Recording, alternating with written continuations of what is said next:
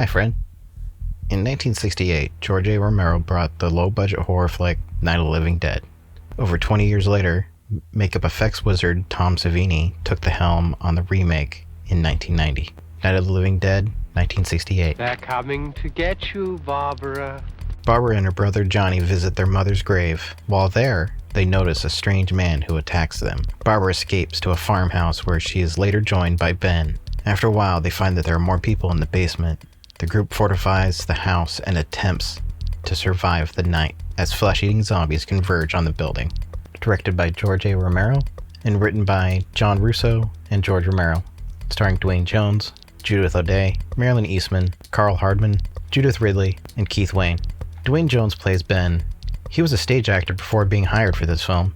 He later went on to star in Ganja and Hess in 1973 and then a few films in the 80s before passing away in 1988. Jones is riveting in this role. Even though it's a silly horror movie about cannibalistic zombies walking around, you can see that he brought a stage presence to every scene he has, making it all kind of feel like it could have been a play. And a side note, if it hasn't been a stage play, why not? Judith O'Dea plays Barbara. Her character is actually kind of pointless other than being part of the catalyst at the beginning of the film, and then getting us to the house. She spends much of the film in a catatonic state while everything happens around her. Carl Hardman and Marilyn Eastman play Harry and Helen Cooper. Hardman is great as the gruff jerk who tries to take control over the group, much to the dismay of Ben. Marilyn Eastman is pretty good, but she doesn't have much to do other than watch over her daughter, Karen, played by Kara Schoen. Keith Wayne and Judith Ridley play Tom and Judy. Keith Wayne does a great job of playing a nice country boy who just wants to be helpful while protecting the group from the threat at the doorstep. Judith Ridley is much like the rest of the women in the movie and staying sort of in the background until they're needed to help the men, which is kind of a product of the time. She's good in the role and pretty believable, but she's not really given much to do. There's no denying that this is a classic, and it was the jumping off point for all modern zombie horror. Before this, zombies were mindless slaves for the big bad in whatever film. While some of the characters could be better utilized in this, mainly the female characters, it's still a great film. The idea is still pretty frightening after 50 years. What started as a goofy horror movie became a look into deeper issues with society, and can be looked at as a social commentary on racism without blatantly saying it. Night of the Living Dead, 1990.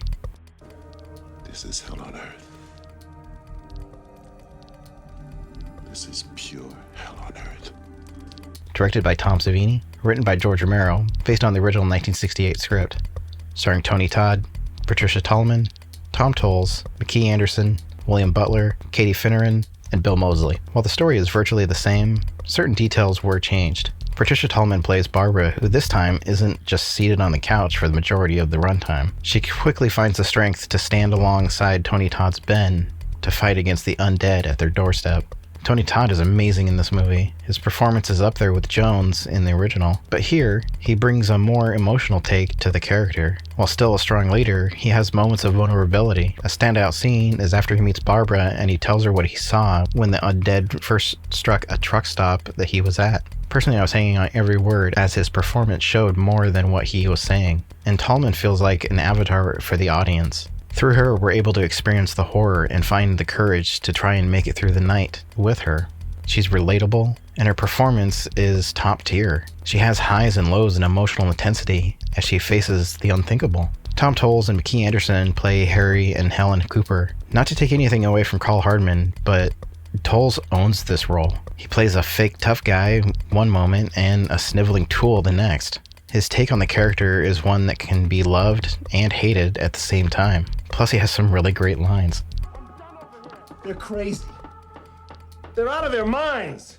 You bunch of yo-yos! He really brings some needed levity to the film. McKee Anderson's character is sort of an improvement from the original. She's not as pushed back as much, but with a sick child, she's pretty much in the same situation. William Butler and Katie Finneran play Tom and Judy. Again, this is an improvement on the characters. Tom is sort of the same, but I think he's less reserved and doesn't just follow Ben around. He's actively trying to help. Now come on, let's try and work together and get some of this damn shit done. The character of Judy Rose, again, gets the poor end of the stick here. Finneran plays her well enough, but because it's a film with quite a few characters sharing the spotlight, there's bound to be at least one character that ends up getting pushed toward the background. but she does have a few good scenes, and she doesn't just end up wallpaper. Bill Moseley appears in the opening scene as Barbara's brother Johnny. He takes the campiness Russell Strainer did in the original and amps it up to the edge of silliness, but doesn't cross the line into absurdity. I think Tom Savini did an amazing job here directing this. This film is a gold standard of what a remake could and should be. Is it better than the original?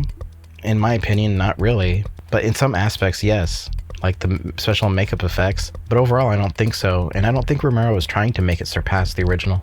This film does have the luxury of having the original writer reworking his own script, and I think it kept all the themes from the original while expanding on it to include a strong female lead with an actual story arc. The biggest thing it has going for it is that no character is felt unneeded. The tension is crazy in this flick. Over 30 years later, I still get really invested. Savini was able to take what was in the original and elevate it. For me, it's one of the few movies I can watch and still get the same enjoyment and excitement I had when I first saw it. So much so, while I was getting clips, I ended up watching the majority of the movie. I can full-heartedly recommend both of these films. The Night of the Living Dead 1990 does have a special place in my heart, as it scared the hell out of me as a kid and ended up starting me down the wonderful rabbit hole that is horror films. And the original sits there as well. It showed me that horror movies don't have to just be about crazy visuals and bloody kills to be scary. The things I won't recommend are the other remakes that have tried and failed in my eyes to capture what Romero put on the screen. A story about people and the limits they will go to survive, and how easily we can disregard each other in the face of certain death. There's a line in the remake that sums it up pretty well. They're us. We're them, they're us. Have you seen these? Which one's your favorite? Let me know in the comments, and don't forget to like and subscribe. Thanks. Thanks for watching this video. If you liked it, check out one of these videos.